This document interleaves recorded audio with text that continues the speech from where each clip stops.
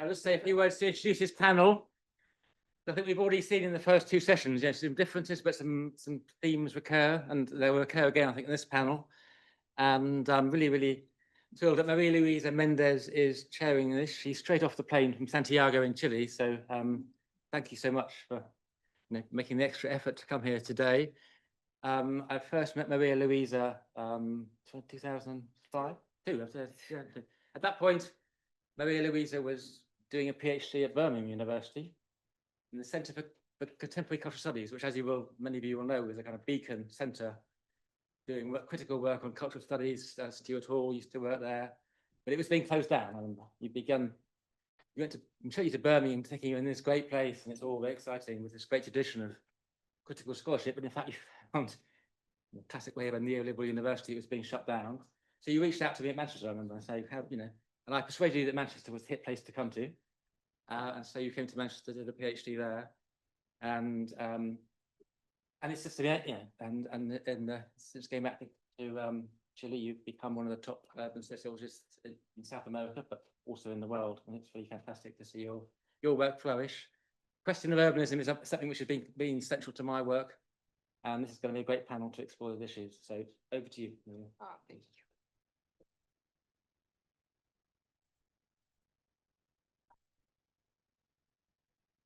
Thank you so much, Mike, and thanks to everyone here. I'm sorry, I'm a bit jet lagged. Actually, I'm tired, but I'm very excited at the same time. And I also wanted to start with this biographical note because it's such an important aspect of my life. The chance to have met Mike long time ago. And I have to say that I started reading your work and I was curious about moving to Manchester, but then it happened what it happened with the research assessment exercise. And so they decided to close the cultural studies department. So a very important intersection. And I have to say that I work in Chile, and Mike's work is very well known in Latin America as well. I have to say this because it is important in the sense that his work, his conceptual analysis, the way in which he has developed Bourdieu's theory for different phenomena, urban phenomena, but also for the study of the middle classes, consumption, and now lately elites as well, has received enormous attention, right? So I think this is important to mention. And in the case of my work, I was doing a PhD on the middle classes in Chile after dictatorship, how the middle classes were defining their ways in the new middle classes after a long period of a very dramatic dictatorship and the beginning of democracy. And so I came across his work, and it made a lot of sense. And since then we've been obviously in touch, and I consider my friend as well. So this panel we'll see that it establishes a dialogue which is very nice with the two previous ones, especially I think in relation to how to unpack certain abstractions that we normally use in sociology, and how to address their temporal but also spatial dimensions. So in the first panel, we talked a lot about, history, time, right? And we are now going to talk about space, and also I think time. So in order to, as I was saying, to go into depth in understanding how certain phenomena are located in space, but also space has an enormous power in shaping different kinds of social processes. So I think that it's fair to say that one of the concepts that has been most well known from Mike's work is, and we already mentioned it, before its selective belonging, and how he develops the notion of belonging as well in his work on the middle classes. As I said previously, this has been very powerful in terms of the interaction with his own work in the UK, with sociology at large in different regions of the world. Issues of, concepts such as class habitus, the relationship between habitus and place, the ways in which we are also conceptualizing different urban scales, for example, neighborhoods, has also been very, very important in terms of what we were just discussing in the previous panel with Simon, with Simon, about distinctions, right? Different kinds of distinctions and that those sort of practices. So in this panel, we are going to reflect on his trajectory and his contribution to not only urban sociology, but also urban studies, I would say more broadly, and his books, his work on this field. Definitely his work on his book with Alan Ward and Kevin Ward, Urban Sociology, Capitalism and Modernity, from the 90s, Networked Urbanism that he edited with Talja, and Networked Urbanism, Social Capital and the City. Obviously, Globalization and Belonging, which is it's a hit, right? It's a very, very, very famous book. And I think it's very interesting because it's based in Manchester. It's about different neighborhoods in Manchester, but it made so much sense throughout the world.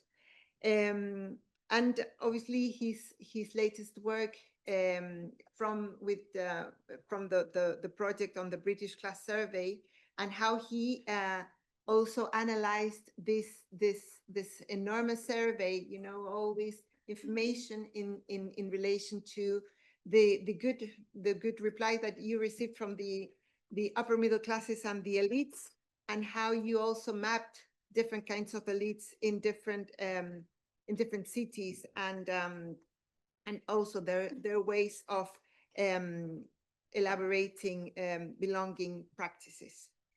And I have to say that there is an ongoing work which is not going to be present today, but I have to announce it. Maybe some of you already know it. Mike, Annette Laro, myself, and Robert Martinez have been working for the past almost 3 years on a handbook, which is going to be published soon, I think, the Oxford Handbook of the Sociology of Global Elites. So in this book, obviously, Mike's contribution to the whole debate on elites is absolutely crucial, central. But also it's a very interesting piece in which we are connecting all these different layers and different scales, from the neighborhood to the globe. So this is going to come at some point, but it's already present here. So I'm going to introduce our presenters today with an qualitative entry as well that I did as a qualitative sociologist. So so I'm going to introduce them and also say a bit about how they met Mike.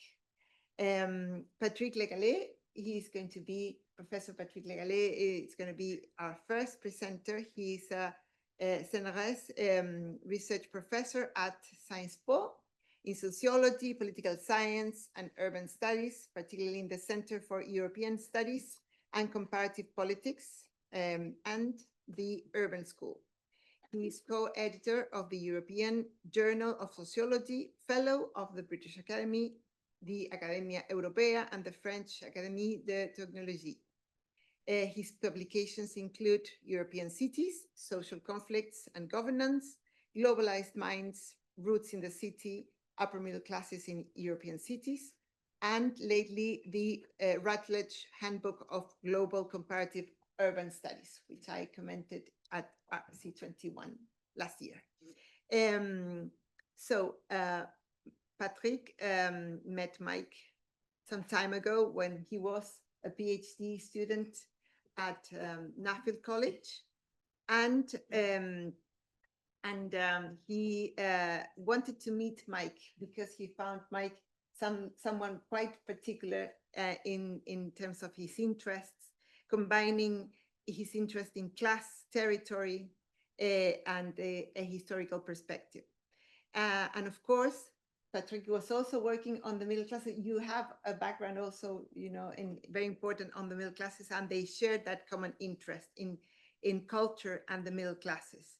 So since then, 30-something years ago, they have been in touch, exchanging ideas intellectually and with an enormous respect for each other. So that's Patrick. We have Professor Talja Blokland. She is an urban sociologist, a social theorist, and a professor at Humboldt University, Berlin. She writes on community, trust, and public space in the unequal city, very famous for public familiarity, who has traveled a lot, that concept, all the way to Chile, a lot. She also works on urban marginalization and neighborhood change, urban safety, institutional inequality mechanisms. Her publications include, as I said previously, network urbanism, community as urban practice, lately mothering, habitus, and habitat, which is a very interesting topic, and obviously her work on public familiarity.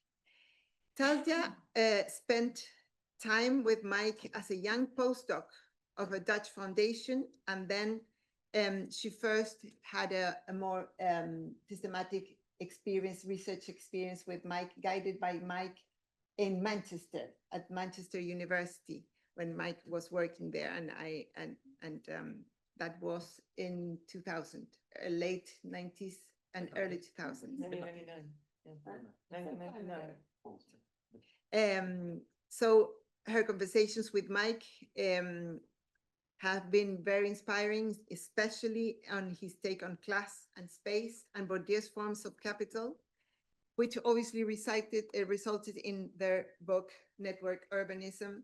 And since then, Mike has been a friend, a colleague, and a mentor, and very, very inspiring in continuing her common interests in class and inequality.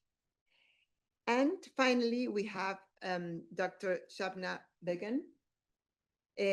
She joined the Runnymede Trust in 2021 as a senior researcher and worked her way up to become director of research before being appointed as CEO in May 2024.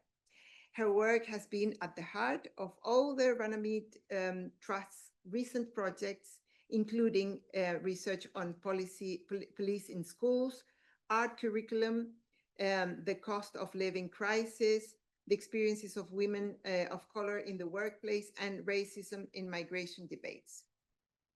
She was a teacher for over 2 decades, teaching politics and sociology in London secondary comprehensive schools, and she completed a PhD at Queen Mary University London in the School of Geography. She met Mike in relation to her work at the Runnymede Trust 4 years ago, and since then they have developed an intellectual understanding and common interest on racialized wealth, co-hosting a series of events, and now obviously they are, Shabna is going to present some of these works in today's panel. So I'm going to leave my introduction there, and I'm going to offer the floor for Patrick first, who is going to provide a more macroscopic presentation. Okay.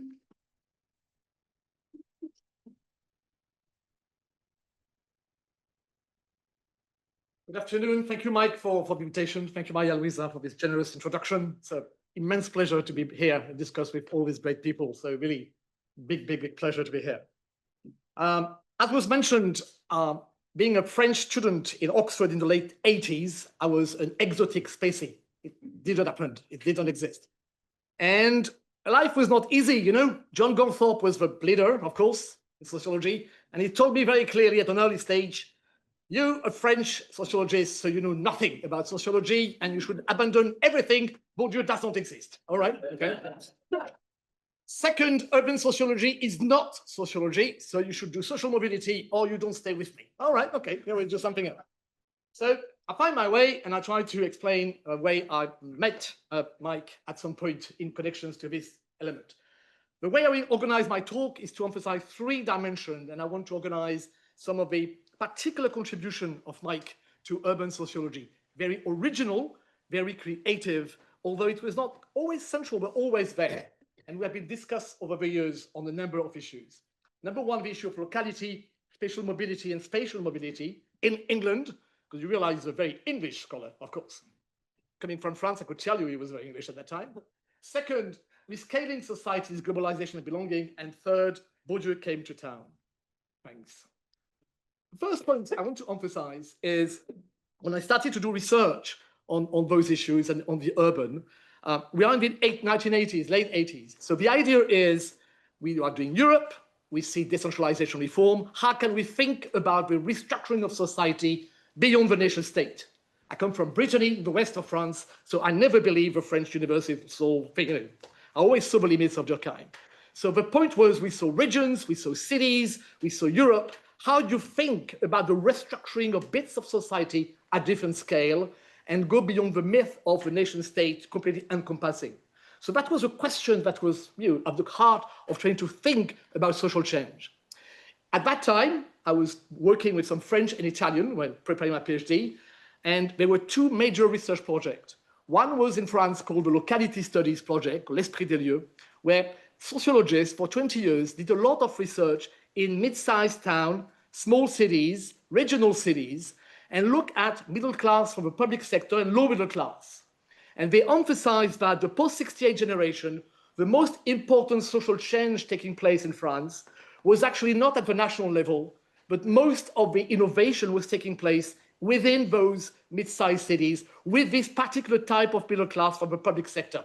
And remember, in Western Europe, we have high public spending, high welfare state, and very strong social structure, as Esping Andersen has shown, related to the public sector.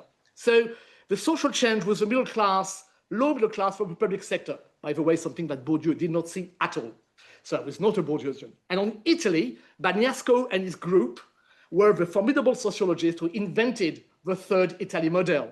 And they were looking how in some regional groups, you had this combination of family, regulation of the market, small firms, creating particular social formations influenced by Gramsci. So that was my background. In France at that time, nobody cared about that anymore. The Marxist sociology was more or less dead, and those questions were not interesting for lots of people. So I came to Britain, and then I met John Goldthorpe, and I thought, wrong idea.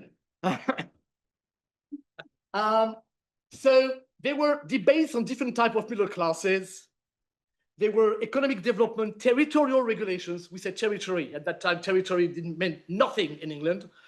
We looked family firms, forms of politics. And of course, in France, we had this generation I mentioned was the new urban left, 10 years before the UK in a way. And they were controlling the government of main regional cities and inventing different forms of regulation of society and inventing forms of urban governance. And that was what was happening in the 80s in the UK, in Livingston in London, Blokland in Sheffield, Liverpool to some extent. So it was interesting. And one thing we knew also was that you had to think about those territorial regulation not independently. There was a disembeddedness from the national model and maybe some forms of differential, urban and regional differentiation of society, but we were not entirely sure how things were working. But those middle class were central. So at that time, late 80s, we have a group of people in the UK thinking along those terms. So the locality studies, there was a number of people, John Henry, Phil Cook, Chris Pigvans, Michael Harlow, Mike Savage was a part of his group, trying to think in those terms and doing these locality studies. That was the idea of how can we identify forms of local structure. And the idea was we shall get rid of community studies, fine. The Marxist turn that took place, but they were going beyond the Marxism, clearly. And it was in the context of the 80s of Thatcher, so there was a lot of restriction going on. And of course, what was fascinating for me was the importance of history and the inheritance of British social history. That was such a formidable tradition. So I read the book on Preston that was mentioned this morning. This is the first page of Mike's PhD, okay? So you have to do a bit of archive sometimes to be serious historians. And, you know, you should look at working class politics, not just determined by class interest.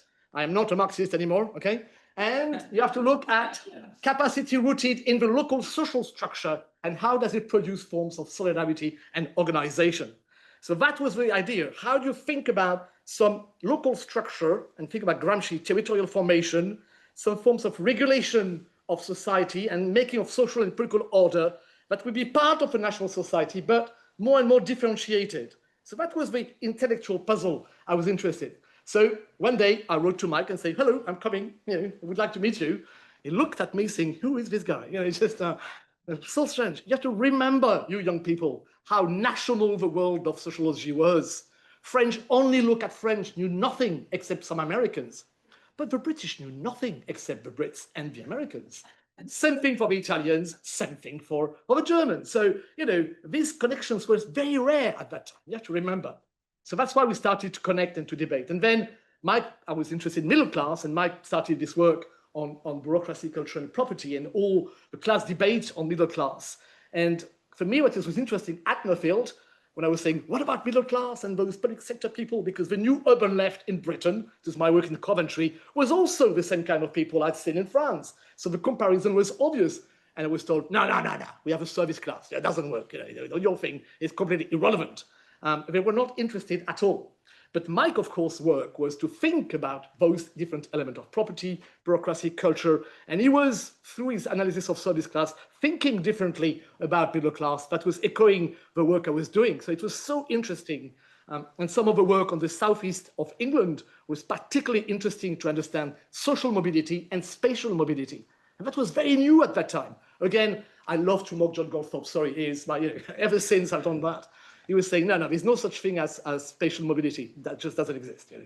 That's not. So where I was very stupid was, although I came from France, I was not a Bourdieu scholar, okay? You have to realize that in those days, the Bourdieu group was brilliant, but it was a sect, okay? I was not in the sect, so I was not a Bourdieu scholar. Michel might say something later. And when I look at the work of Mike, I thought, what's a way to think about culture and class and all that? You know, bringing culture, but not being a Bourdieu scholar. That was a very good alternative for Bourdieu. How wrong I was. But, yeah, that's the way I read it at that time. And then we started to discuss, and with Mike, we also shared the idea to articulate sociology and geography. And there was a formidable scene of scholar in geography in the UK that articulating that was very, very interesting. But I was pursuing my idea about localities and cities and social structure and transformation of capitalism, but also some governance element. And then Mike, with Alan Ward, the first edition was just the two of them, did this book, Urban Sociology, Capitalism and Modernity. What a disappointment. I was so disappointed. You read this book about urban sociology, and what do they say? Urban sociology starts with Zimmel a little bit, Chicago, and then, you know, all the things, Chicago, and then, you know, David Harvey, of course, a professor, you know, critical geography, urban capitalism, and later Castells and Sassen. You know, the classic canon UK-US thinking about urban sociology. And the whole project we were trying to develop was exactly the opposite. What we saw in Europe and in lots of cities was exactly not that. It was just, it didn't work. It was not global cities. It was not just capitalism. We were something else was going on. There was some politics in the making, some class at the territorial level, some particular social structure in the making, and some governance element that was absent. No Polanyi, no Max Weber, you know, it just didn't exist. So it was a sort of standard UK-US urban sociology influenced by Marxism without any Max Weber. And I was thinking, where are the localities? Where's Preston? You know, it just completely disappeared. I was so disappointed. That's life, you know, it's just work. But later on, of course, there was a book on globalization and belonging. And I think Talja will mention it more at depth in a minute. So I will just be very brief, but you know, it was such an important way to think and to articulate globalization and what was going on at the local level, to think about mobility That was the influence of John Urry that we shared a lot on thinking about mobility beyond society, and that was so important. And then he was starting to articulate those issues, including starting to bring, using some Bourdieu in a very clever way, elective belonging. So I want to emphasize again how influential that book has been in sociology, and it has led to a lot of interesting work. And at that point, Mike became a European sociologist in a way. He was known in Europe. Of course, if you want to be a star, you have to really be a Bourdieu scholar to be a star in France, which he became, of course, when he became a Bourdieu scholar. So that's the way to do it. But thinking at mobility as a social cleavage, thinking about this differentiation within national structure, and thinking at the same time at this territorial dimension I mentioned, but connected to mobility and transnational. So thinking about society not as a nation state, but more and more disconnected those elements, looking at the power struggle between that, and thinking about this restructuring of society, combining different elements of mobility and different elements of belonging. And elective belonging was such an important concept. So that influenced a lot of people. There was a wealth of research being done. Adrian Fabel is here, Ettore Recchi, a whole set of European scholars use a lot of this work to develop something of a sociology of Europe, articulating that. And in my own work with my colleague, we use this idea in this book, Globalizing Minds, Roots in the City, to think about the making of European middle class, both being transnational and rooted, very rooted in cities. So the mobility of a lot of European middle class, upper middle class, but not the elite, is we go away, we become trendy in foreign country, and we come back. And when we come back, we have more resources, and we can have more prestige and money in our national society. So we call that a partial exit mechanism. As I used to say, Americans are born to run, okay, Chris Springsteen, but Europeans are born to stay. They move and they come back where they were before, okay? So that was the logic, and emphasizing the game of distance and proximity. That was another element coming from Mike, we discussed with David last night. A lot of French middle class in this neighborhood in cities, the rich one, they may go to rich ghettos sometimes, but when they do that, they feel bad. They are cosmopolitans. So they say, we cannot be in ghetto of rich. We are French, or we're Italians. We cannot do that. So what do? Well, we are in upper middle class neighborhood, but the kids will play soccer, will play football, because they will mix with other kids. By contrast, those who choose to work or to live in mixed neighborhood, what do the kids will do? Cello. Okay, so we identify this fine game of distance and proximity in different parts of social life that was creating a very interesting different class pattern and in terms of method. So that was very useful. And then, of course, Mike worked on elite in London, thinking about the strategy and emphasizing all these inequalities and emphasizing how cities became sites for location of stored asset and generating inequalities. And can I quote Boris Johnson? You remember once he said, when he was welcoming some Russian oligarch for buying a house for £50 million, Marx used to say in the graveyard next door, working class of all the world unite, and I'm saying millionaires of all the world unite in London. So, Mike was quite right. Can I emphasize that in the current work we're doing on cities and globalization, we emphasize not just this elite concentration that has been done and the cosmopolitan element, but also some disembeddedness, a sort of bottom-up. Max Weber used to call the plebeian city model, that has been abandoned a bit. The idea that some groups are losing and they are disengaging with the state and they are developing illegal, alternative, different ways to organize and to protest. And they're also part of international networks and transnational networks. So you have to think about this disembeddedness and forms of organization, not just at for the elite, but also for other group. And that's also influenced by some other work. And my last point is about Bourdieu comes to town. So Mike became a proper Bourdieu scholar, okay? So I kept telling him, are you sure? But he was telling me, yeah. And he became more and more. But of course, he's a clever guy, okay? Because in France, when you're a Bourdieu scholar, you tend to be very orthodox, okay? Still today, less so, but still today. You have a real, still. But Mike is pretending to be an orthodox Bourdieu scholar, so they love him. But in his work, he's completely undermining most of the central tenets of the classic Bourdieu theory. So how clever and creative, I pay tribute to your way to do that in a very way. So what happened in the recent period is more and more interdisciplinary urban studies with very big debate with geographers. And Mike has taken some of those debates, especially linked to, for instance, Brenner on planetary urbanism. But his work has been to emphasize very much the weight of the past and the influence of history, and doing also some comparative work, and some recent handbook have discussed those issues. So Loïc Vacant and Mike have brought Bourdieu to town, okay? Bourdieu's back to town. And from electoral belonging to gentrification, segregation of elite, what Laurie is doing in urban cultural capital, they have emphasized some of those mechanisms and so those activities around universities, sporting complex, cosmopolitanism, hegemony of gentrification, to show the emergence capital, urban capital showing. And I think he's making a major contribution. They are making together a major contribution on this sort of new urban culture and how those cities are becoming sites of the accumulation of capital. And showing also the massive long-term inequalities related to that. In passing, is just saying that you have multiple fields, and it's an interesting Bourdieu analysis. And then the chef-d'oeuvre.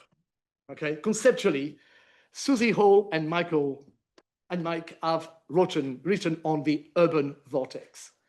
Ladies and gentlemen, we should pay tribute to this formidable concept of the urban vortex, and everybody should read the paper when you read, where they are trying in a very ambitious and eclectic way to make sense of this diversity going on in cities, multiple streams of everything going on, but at the same time, the idea that there is a central vortex giving the energy and the structure to the city. This is really interesting. So I would recommend that.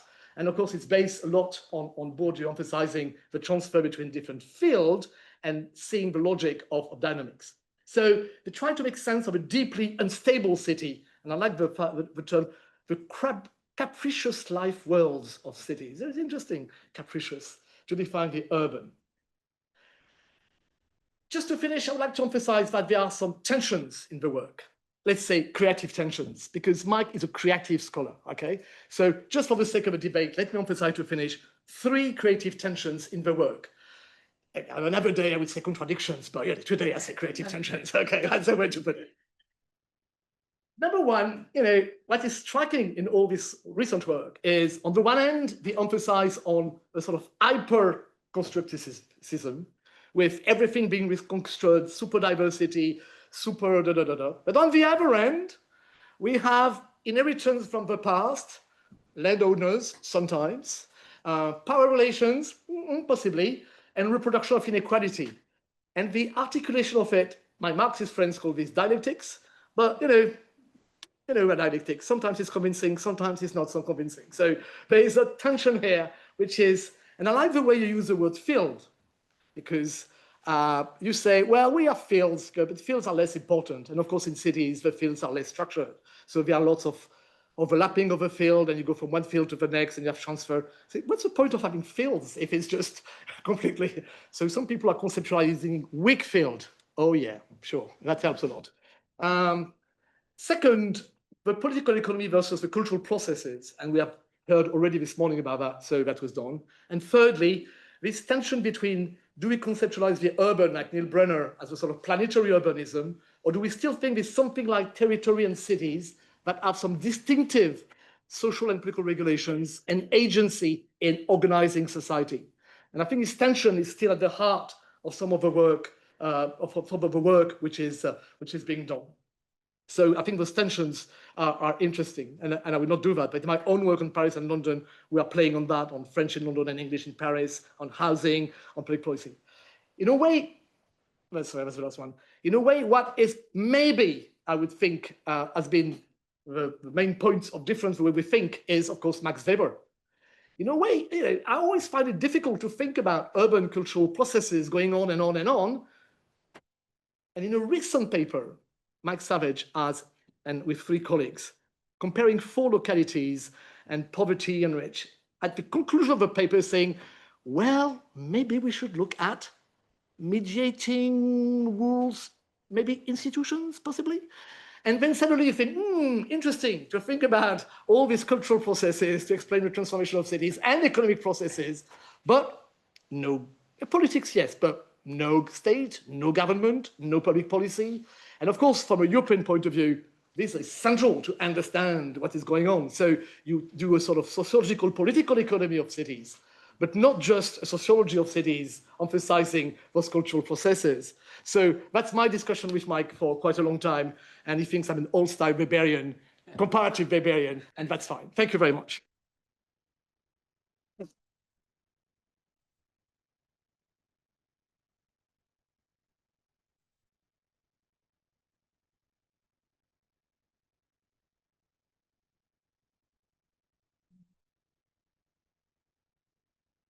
I don't know how to do this.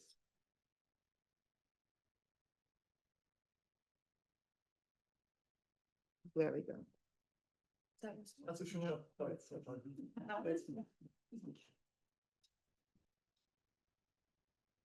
I wanted Patrick to go first. No, I'm not so sure if I wanted him to go first. Thank you. It is a true honor to speak here today. And Lula had set me a task: address the challenges of urban studies and how we can take Mike's work forward to address those. Then Mike wrote at least 3 times, but talk about your own work. Don't just talk about mine. So that doesn't fit in 15 minutes, but I will try. A challenge for urban studies, for urban sociology, is to understand why we are taking care so badly of our collectively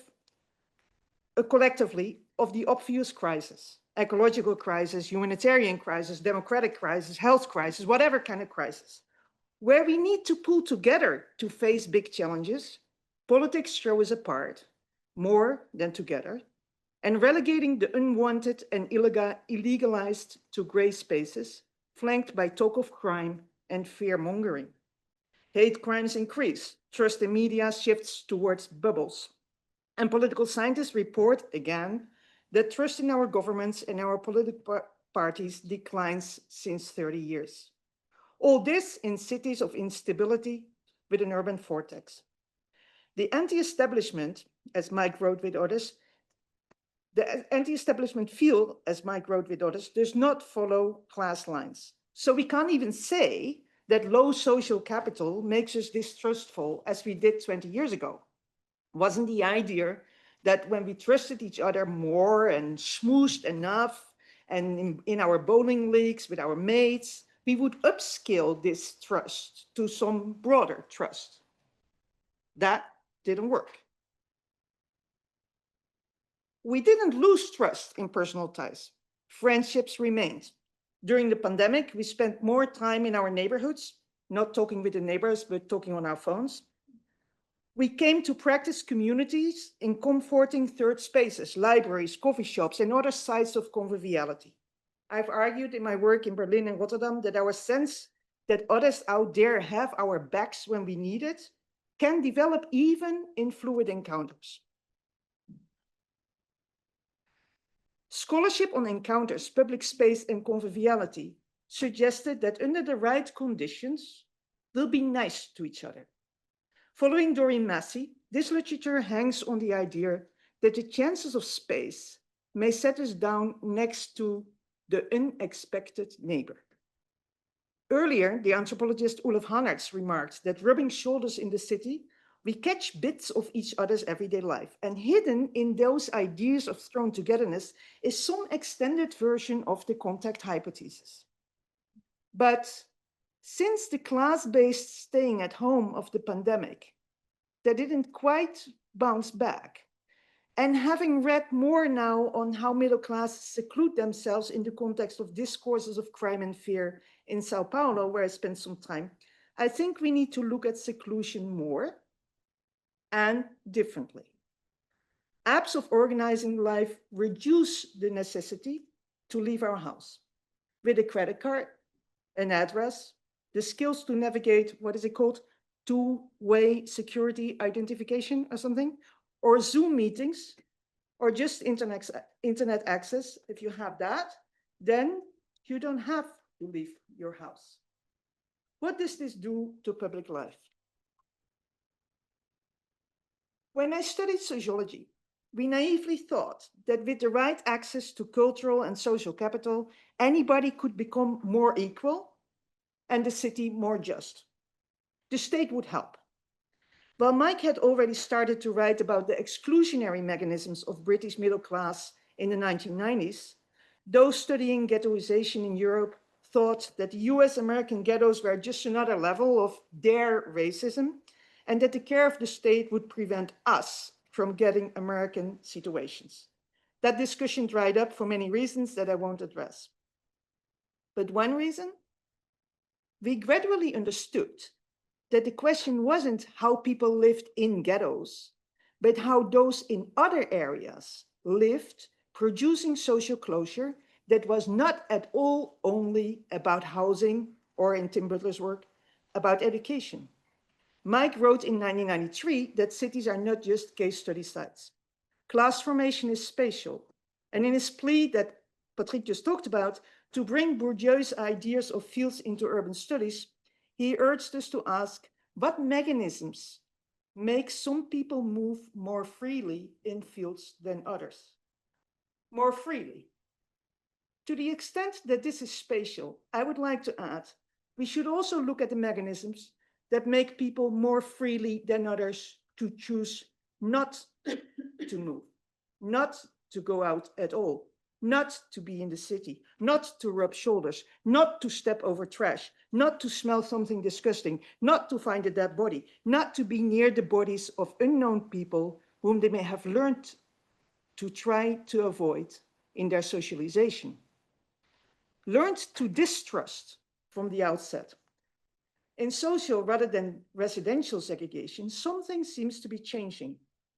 With digitalization, is middle class seclusion taking on new forms?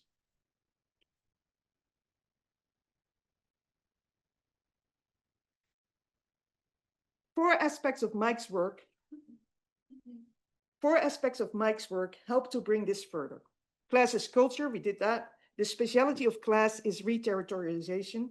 The spatial claims of elective belonging have exclusionary consequences, and practical politics benefit from what Mike called in his Preston study, social structure. It's now called infrastructure. While practical politics do not match party politics. First, class is culture, I skipped that, there's no time.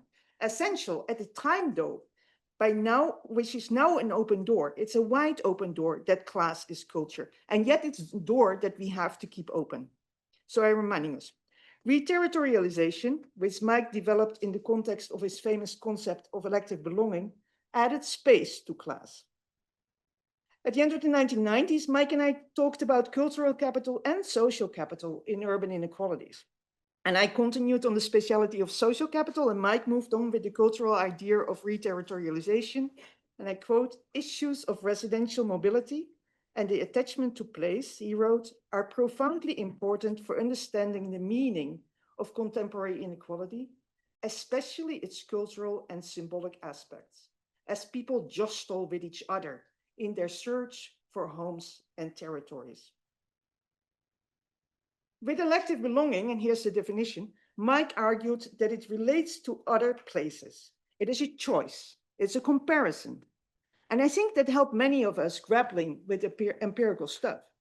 In my early study in Hillesluis, Rotterdam, for example, I had interviewed highly educated public sector workers, a few of them, who derived status among their friends from where they lived. It made them cool to live in this area that was like that. But in their actual neighborhood use, they did few of their daily routines in the neighborhood. And later, in a socioeconomically mixed neighborhood in Rotterdam, Gwen van Eyck and I showed statistically that those who appreciated diversity most did not have the most diverse social networks. Elective belonging broke with the idea in much of the urban scholarship that the length of residence defines belonging, and that it takes a long time to belong someplace, and that would be a privilege of those who stay put. With more time, I would discuss, if I had more time, I would discuss where Mike has left his work to do on the role of history for belonging. And analyzed once how in a US American college town, the celebration of local history by Italian Americans and white middle-class gentrifiers produced a collective history that contributed to a reputation with political consequences. in the interest of certain social classes, but not of the Black poor residents of a housing project on whose history the narrative was silent. While nostalgia, as Mike said, was a way of making connections, it was also a mechanism of exclusion. I just moved away in this sense also from the idea of length of residence as determining who is the established. Instead, those who had most effectively put cultural and social capital to use constructed dominant meanings of place. That brings me to the social structure, or what is now called infrastructure. To be very brief, the infrastructure is not everybody's palace. As Mike's cultural capital work and also Lula's work shows, built forms are, and here's a quote from Savage Word and Word, built forms are associated with tones of class, the textbook phrase says. And when we take Bourdieu to town, Mike says, we don't only bring the social, but also the political. The fields that include power. Power means some things are valued more than others. And there's another change.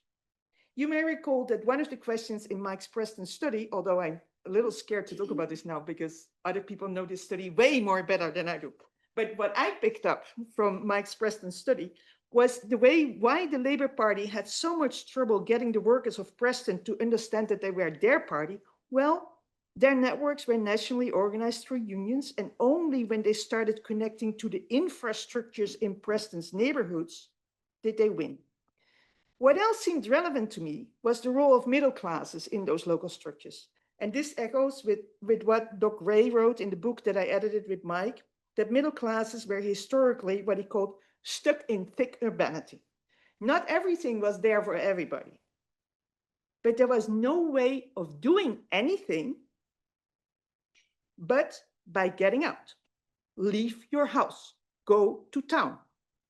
Today in Berlin, we find that people with higher education are still more likely to do certain activities, but not to leave their neighborhood when you compare them with lower educated residents. And I think that's remarkable. Why does that matter? Well, notwithstanding the almost 2,000 citations of Mike's concept of elective belonging, we haven't done much on what happens then. On what happens then in spaces of elective belongers. Cluster analysis that Mike and his colleagues have shown that certain cultural practices correlate with urban patterns. Cultural capital does its workings in the urban landscapes. But who do people talk to when they participate in the city? What urban fabric are they creating? Hit whom? Mike wrote that the territorial differentiation is at the heart of contemporary urban change. How exactly, I quote, class then shapes on the ground needs to go beyond reasons people give for their choices and look at what happens after they made those choices. I've interviewed mothers in 4 neighborhoods in Berlin to figure this out. How do shared understandings of child raising emerge locally? How do mothers learn to navigate various locations in the city as appropriate or not appropriate for their children? Cultural capital is important, but organizing family resources is only partly taking the kids to the theater. There's a lot in the everydayness of class in public space that was not captured so well so far.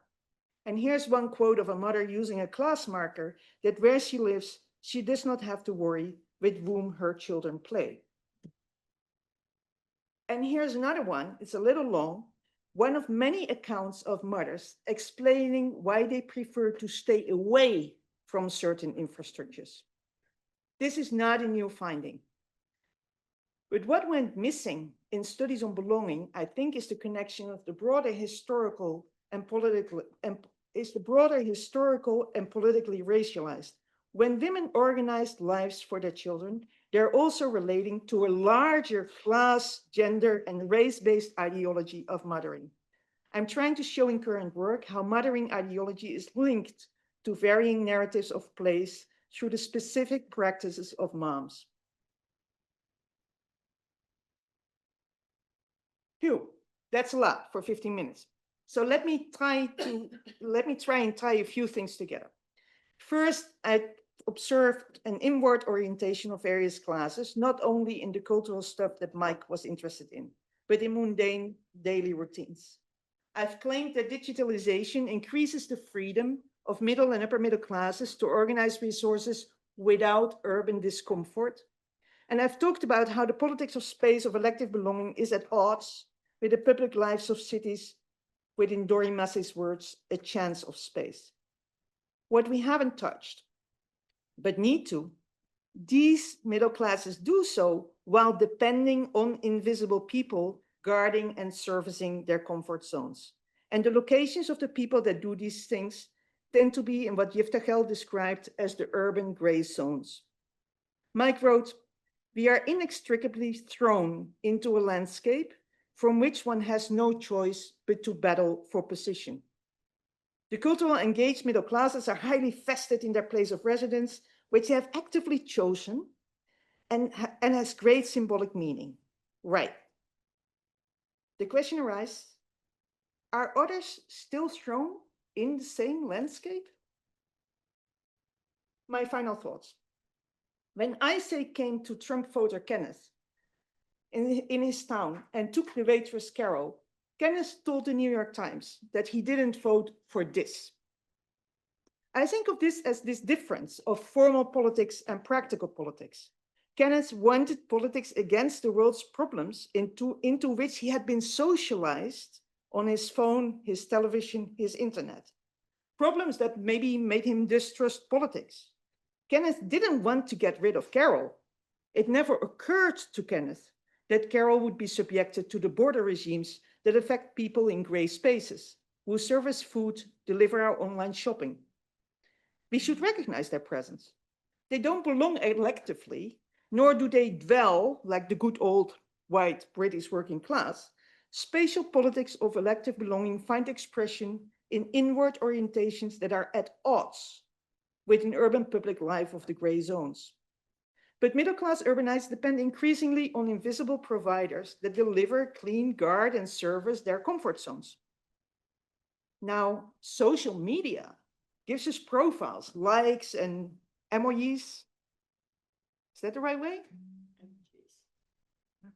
I do that better than heterogeneous, right?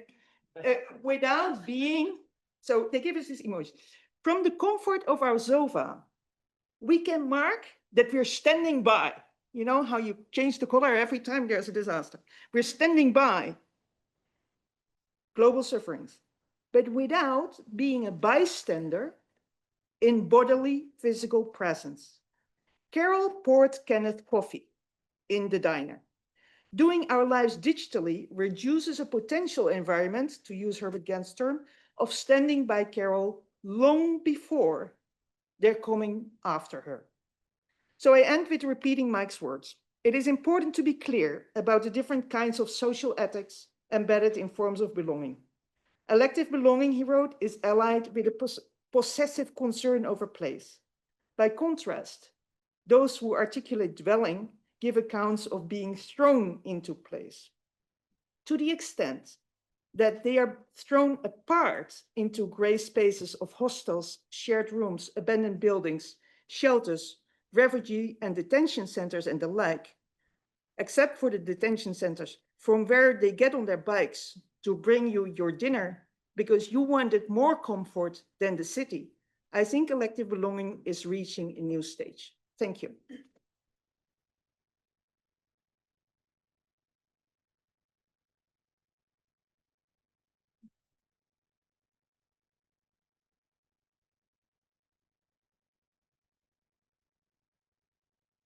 Okay, I do want to say that I was considering running out of this room because I feel like the biggest intellectual imposter here, but I think I would be stopped from doing that. So I am going to continue and pretend this is all fine. So I am Shabna Begum. I am the CEO of the Runnymede Trust, which some of you may or may not know. The Runnymede Trust is the UK's racial justice think tank, charity, and we work all around issues related to race, whether they're on education, policing, housing, you name it, we cover it all.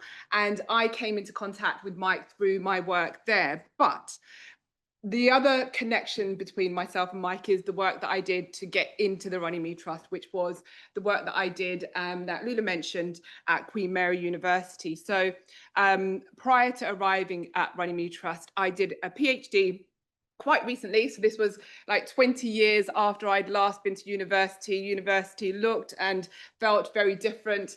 And so I was arriving into doing my PhD with all 20 somethings being in my late 40s and thinking, what the hell am I doing here? Just as I'm thinking right now. But I did that PhD on a Bengali squatters movement, which was in 1970s East London. And it was inspired by my parents' migration story. So they arrived here in the 1960s and 70s, and they told me about a housing crisis they experienced in the 1970s. And when I was a kid, I didn't listen because that was all boring. I didn't want to know about that. But when I became a mum, I began to pay a little bit more attention to what they told me about being early parents here in the 1970s. And the work that I did through the PhD was to explore the migration histories of that community, of a Bengali migrant community, mainly rural peasants who arrived in London in the 1970s and found that the housing experience, the social housing allocation system disqualified them from housing, despite the fact that they had sometimes been there for decades. My dad had been there since 1963 and was claiming a house in 1976. And the kind of institutional racism that they faced from the social housing system, as well as the street racism that they faced in terms of the rise of the National Front in the 1970s, was what created the need for a squatters movement. So the Bengali migrants claimed home for themselves by taking the empty houses that there were in East London. And so my work is very much about the ideas around belonging, home, transnational spaces, and how the imaginary of the home can stretch across time and space. But it was also connected to the idea and the activities of what was the Black Power movement at the time as well. So really connecting up the class, race, imperial struggles and thinking about it at that kind of those connections. So really, Mike and I think connected because Mike was really interested in my PhD.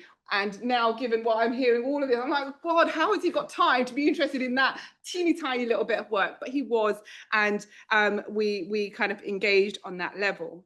But the work at Runnymede Trust, I think that the relationship between the Runnymede Trust and Mike is much longer than the relationship that I've had with him. And the Runnymede Trust has hugely benefited from Mike's support over decades.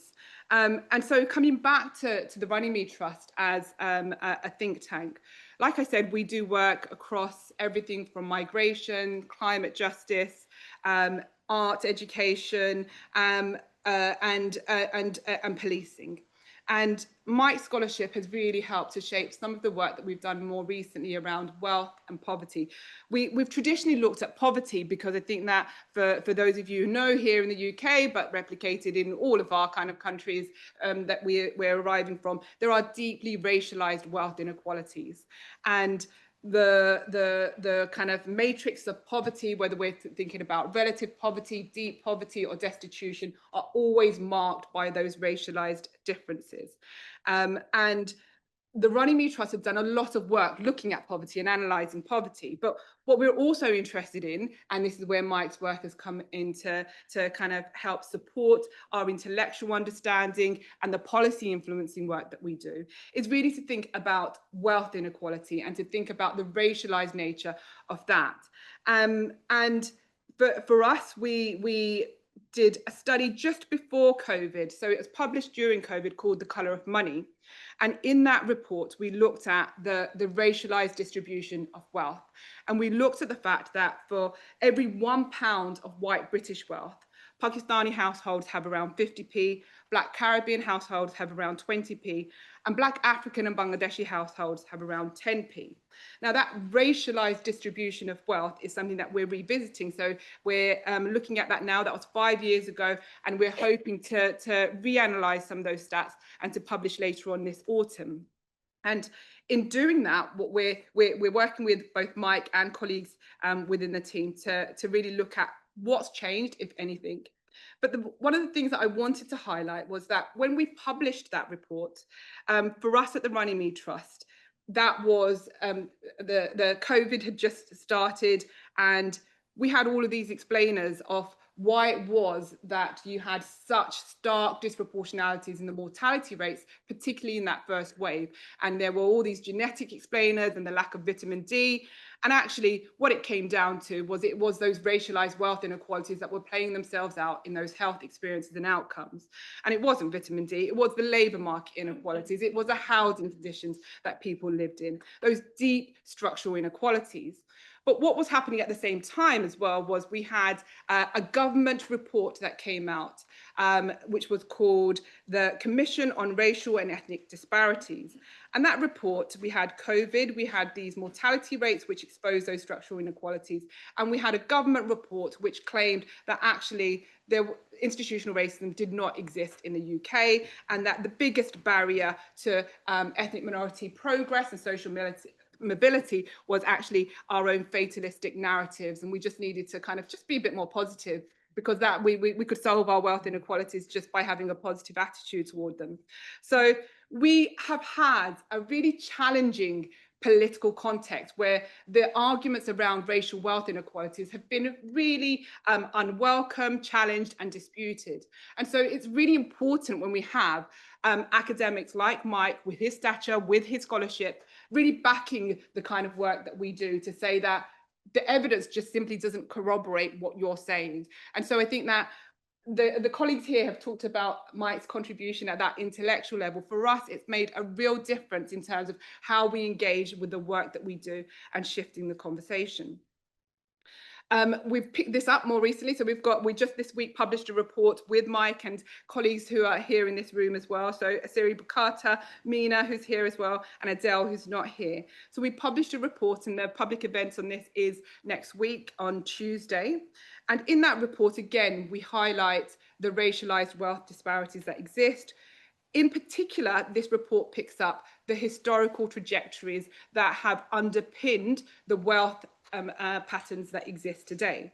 And I think that's really important for us, as the conversation right now in the UK is so narrow, is so tied to kind of really regressive ideas about kind of who's claiming benefits, who's kind of the generosity of the benefit system and so on.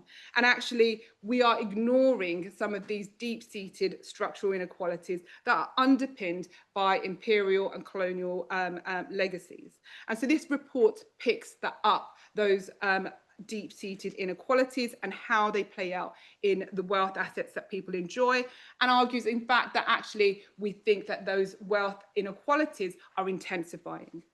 So Mike's work in lots of ways has become a springboard for a lot of the intellectual work and thinking that we do as a team at the Runnymede Trust. One of the other papers that we've got coming up in autumn is a paper on reparations. So again, the conversation in the UK is so limited and immature when we're talking about some of these issues. But the work that Mike's done has enabled us to springboard off his scholarship and to be able to say, we want this conversation to be broader. We want to be able to push the conversation beyond the terms of reference that are currently offered to us. And so in this reparations paper, we are looking forward to really thinking about connecting up all of the issues around climate justice, land reparations, as well as the kind of financial structures that exist today that still underpin the very deep inequalities that emanate from there. I wanted to finish by talking about Mike's contribution as a public academic, though, as well. I think that in my work with him, what I have personally gained from the support and encouragement that he's given. But I've also seen him work with other younger academics, and how he is so affirmative and encouraging of them as they make their way through what is, I could never be in academia. I don't know how you guys do it. I did my PhD and I ran out of the door because I was like, no way am I staying in this environment. So it isn't an easy place to be. It isn't an easy place to be, but I have seen Mike nourish and encourage younger, early career researchers, putting them forward, enabling them to work with us. Yeah, they're colleagues that we would never have worked with, we would never have known about them, but who are working with us and publishing through the Runnymede Trust. And that in itself is an enormous contribution, Mike, that I think probably lots of your colleagues don't know. I think the final thing I wanted to say is that your work is about making connections, right? It's about making those connections. You've made the connections for us between race and class, but you also make the connections between academia and civil society organizations like us. And I think that's such an incredible contribution to give, because these spaces are great. You're great, folks, but there's also a wider world, and Mike's kind of contribution has gone out into that wider world, and it has made an impact, and that's supremely important. So I think both sectorally and intellectually, for me, Mike, you have really kind of encouraged me to think about connections between different spaces. And I don't normally dress like this. It's Eid today, folks. So I'm between Eid events. So I do need to acknowledge the genocide in Gaza, private justice for the Ogoni people in Nigeria, thinking about radical wealth redistribution here in the UK. All of these things are connected. And I think Mike's scholarship and Mike's work, it always has said to me, connect the dots and try and find the solidarity between these different causes and different sectors. And I have hugely benefited from that. So thank you.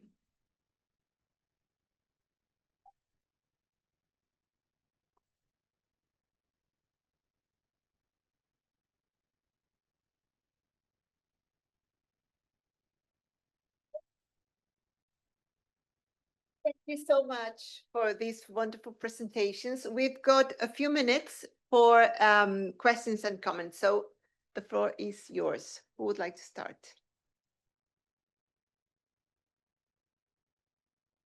Not to me, to these two. We'd love to have you have all the questions. I'm still finding my voice meaningful here at the current cohort, less experience. But Talja, you kind of touched upon some notes how Madrid produces like new citizens, and that's my passion.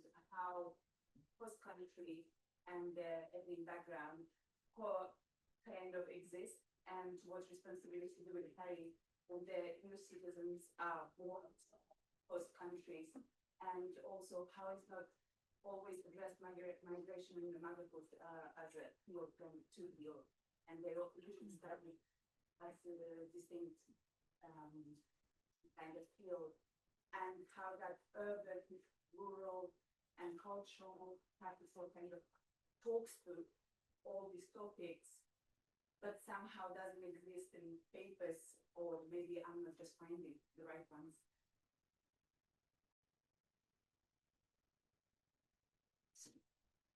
Would you like to start while we wait for another question? Or do you need a bit of time? No, you have to stop me though, because it's a big project, and No, you are very excited about it. I am. So let me just get the question right. So the question is what the role of migration as in the terms of newly arrival migration is, right? So in the sample that I have in this 120 interviews, we don't have a lot of newly arriving mothers. So it's hard for me to think about that as an empirical question. There is some papers though, especially in Britain, about people, and now I'm trying to think of the names and I can't because my head is filled with Mike. So, and I know it was not Mike. So there is a couple of papers that look especially at how citizenship is, and there's other people here in the room, I think, that may know this better, but that there's a couple of papers that look at citizenship as a nation project, and how that project of the nation is sort of imposed through also courses for mothers where they learn how to be a good mom and what a good breakfast is and all these kind of things, and how those Margrethe van den Berg is one Dutch scholar that wrote about that. And so, and I'm not actually going in what I'm trying to do, I'm not actually going so much in that direction, but I'm trying to sort of see that how those bigger narratives that I call ideology, how those ideology of mothering then work their ways through. Because I always have difficulty seeing, I can see where they are in the interviews, but I don't know how they get there. So why do women in Germany, when they're upper middle class or middle class, think they need to breastfeed? My argument would be it's the breastfeed mafia. But there is something about that that is a construction of what it means. And then there is, Laro's work on all that kind of, and that looks at mothering practices. But I wanted to see how that happens on the level of the neighborhood. So I use a lot of stories about where people take their kids to the playgrounds and why they don't go to a certain playground because they don't appreciate the other kids or they feel judged. And I think that moment where they feel judged and therefore don't go, which sort of came on in that example of the example that I gave, the second example of the woman that goes to the shopping place. I think that goes back to my earlier comment about who is a migration background.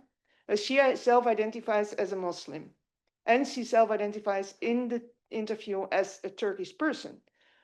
But yet, the moment that she is in the shopping mall, she's read at a Turkish person because the kids speak Turkish. Now, if it's sung in English, would the reaction have been the same? And I think we know that the answer to that is no, it would not have been the same. So it's not just how people look, but also the language. And yeah, is that, but we can maybe have a longer conversation about it.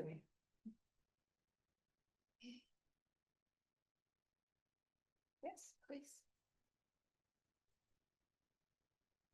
Hi, I am Inam. I'm a PhD student here at the Geography and Environment Department. I'm from Bangladesh, Edinburgh.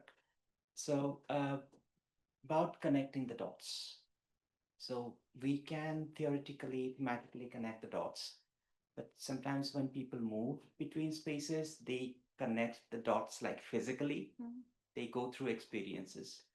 And that includes like when immigration happens, people come also from rural backgrounds. They end up in urban spaces and they encounter this issue of like, how do you create a sense of belongingness and how are you identified? Where comes the question of adoption? Like, where should I send my kids to school? Has a link with my future status or my kids' future status, as in like class position even within the migrant society, or which place I decide to eventually, like if I'm able to buy a house later, like when I grow up economically, which should be the place of London? Like what part of London should I buy a place in? Like what should be my target? I've been watching this also in the Bangladeshi community, like immigrant Bangladeshi community here, or people who have made a life in this city. And how would you see that, like when people themselves are connecting dots through the experiences of themselves, but also the historical experience of the community that has already lived in the urban space, like an accumulation of it, and whether that is something that is studied enough, like the complexity of it, not from the macro perspective, but these micro experiences of people who live in the city, and then with these different generations of people, coming in and then learning that experience from each other.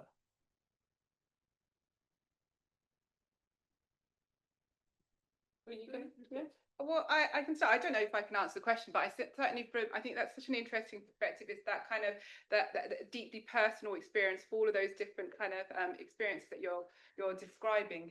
I guess from my perspective, in terms of the work that I did, I used oral history as my methodology, and so I spoke to people at length about these experiences. And like you say, it's kind of the past, the temporality of how you kind of are making home and how you're imagining your future. Those things were very real for people, and particularly for the migrant experience, where actually in the 1970s, for the Bengali community at the time, there was huge precarity around their status and whether they were going to stay. So the imaginary of fixing yourself, schooling, or investing in a house, actually wasn't there, because for people at the time, they imagined they were always, the myth of return, that they were always going to return home. And so in a sense, for the group that I studied, certainly, that was almost a voluntary thing, because they had felt that they were here as kind of economic migrants, commuters that were always going to go back home again. I think that now those experiences are very different, because actually the legislation and the immigration culture around those decisions is no longer an individual's, it's dictated by all of the hostile environments we experience. So what you've just described in terms of where, you know, what housing choices should I make, what schools should I send my children to, in many ways those are no longer choices for people, and yeah, so the people are deprived of those choices, and people are deprived of even the sense of the promise of being able to make those at some point in the future, with some of the recent changes that we've seen, where citizenship qualifications are being extended further and further, so you never ever, you know, get to become a full citizen and acquire the rights to settle and to make home in the way that you describe. But I think that that deep qualitative work that you describe, I think, is a really important way of being able to see the experience of that. But also, and actually this is one of the things that we picked up in our work more recently, is the level of trauma that is experienced by human beings who are left in those precarious places, where those decisions around settlement, home, belonging are not theirs to make.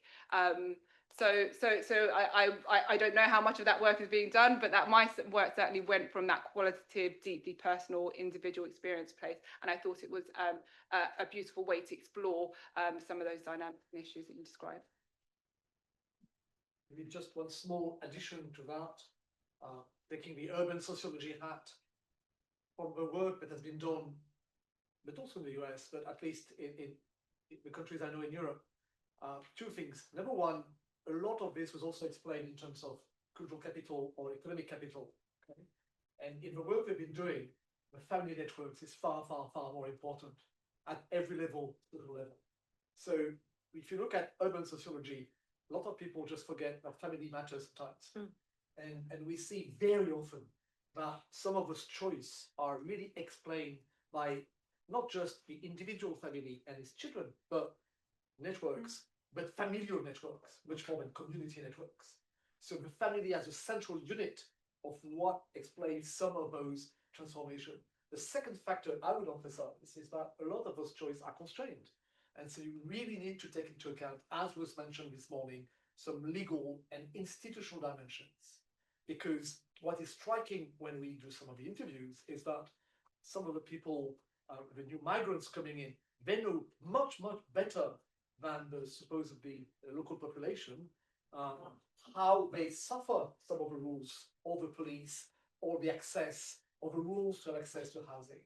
So there's a very strong negotiation and understanding of the institutional environment that explains some of those decisions. So in urban sociology, we tend to emphasize very much economic and cultural capital, but in a lot of those transformations, we tend, in our work, empirical work, we see a lot of family and institutions. Patrick, I also wanted to ask you a question about what you were just saying, but in order to bring to the issue of politics, we have talked about urban studies, urban sociology, Mike's contribution, of course, but we also know that our own ways of understanding, the field of studies, has had problems in understanding politics in relation to the differences between, mega cities, metropolis, and what people think, vote, and the political values they develop elsewhere, right? Elsewhere being the rural, smaller cities, regional cities, etc. So, and this is happening here, in other places in Europe, in Latin America. There is an important division in terms of political orientations, and the cleavage is not only that one, but the urban and elsewhere. It's part of the cleavage in terms of how people see themselves being part of, or not to this vortex of resources, recognition, status, etc. So my question is, is a bit hypothetical in terms of, you know, what if we should have made a, you know, a shift in urban sociology previously, when you were saying, you know, let's look at other regions, let's look at other scales, you know, if we have gone too far into looking at these cities, and we have got obsessed by cities, and we haven't looked that much into other scales. And if there is time, if there is space for an urban sociology or spatial sociology that looks at those issues in terms of understanding politics and how politics is working now in terms of different cleavages.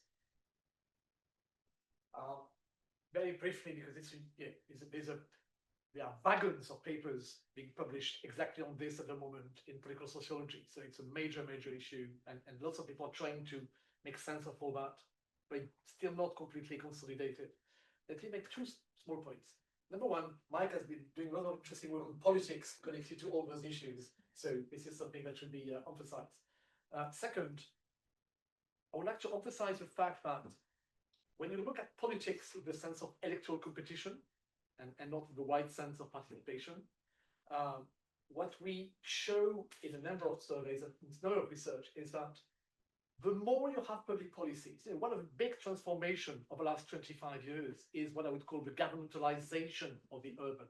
You have more and more money, more and more resources.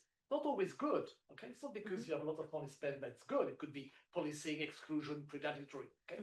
But you have more and more government element or governance element in the organization of cities in different parts of the world. Not everywhere, not much in the UK, but in many other places, you saw a lot of that. What we know is that the more you have policies in the wide sense, the more politics is organized by the consequence of policies, like access to services, like protesting the result of the policies. So the first thing is we need to emphasize that part of this politics element that you address is partly explained not just by behavior and electoral competition, but is explained by the organization of the protest, the consequences, the effect of those policies. And that, I think, is one of the things that we see in a number of cities and beyond, because those access to services, if I look at, I don't know, the yellow jersey in the French case, one of the key points was not having access to hospitals, not having access to good schools. So access to services, the consequence of some public policies could be competition, privatization, could be all sorts of things, were the key element to explain some of those tensions going on. On the second point, on your main point about, yes, you're right, we focused probably too much on cities and we forgot about the dynamics of the overall element. But that varies a lot from place to the next. But in a way, an explanation in terms of cultural capital goes a long way to explain some of those differences. So in that sense, really the border conceptualization like Mike is doing and others goes a long way to explain some of those elements. But I will emphasize one small thing.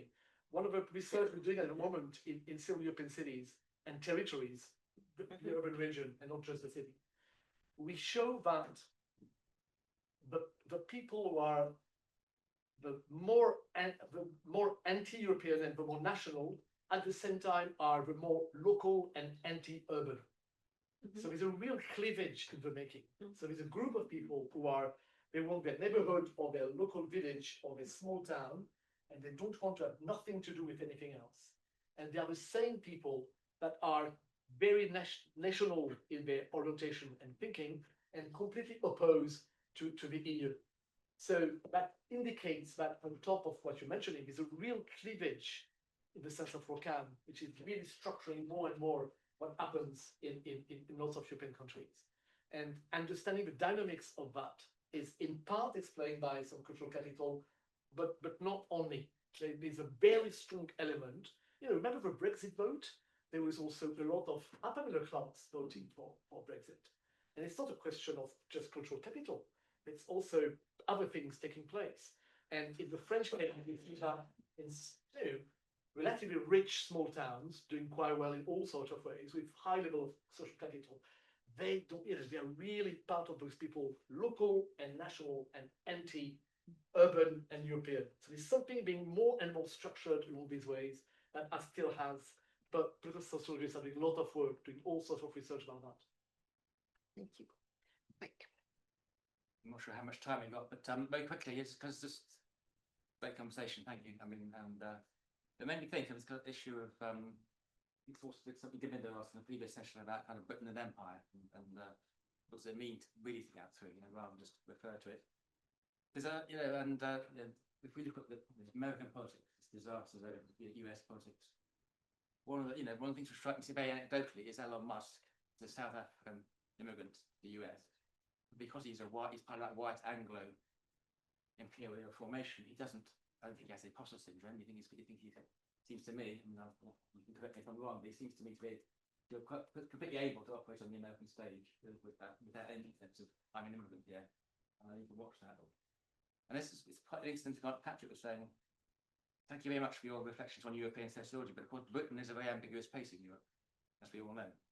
Is Britain part of Europe or not? And we know how that plays out in all sorts of ways. But one of the ways is indeed, it's kind of underpins some of the work we're doing around racial wealth inequalities, about the imperial dynamics. In a way, what you could argue is a kind of resurgent white British Anglo project, which is linking Britain with the US, South Africa, and other white settler colonial areas. So that that kind of qualifies, I think, how far the British can be read as part of this kind of European field, if you like, a European tradition. We have this ambiguous status, if you like. But the ambiguity is, I think, moving more towards the old imperial model, which we keep our distance from Europe, the rest of Europe. That's more other than it used to be. Just comments. Thank you, Mike. Well, I think that we are on time. So thanks so much for the wonderful presentation.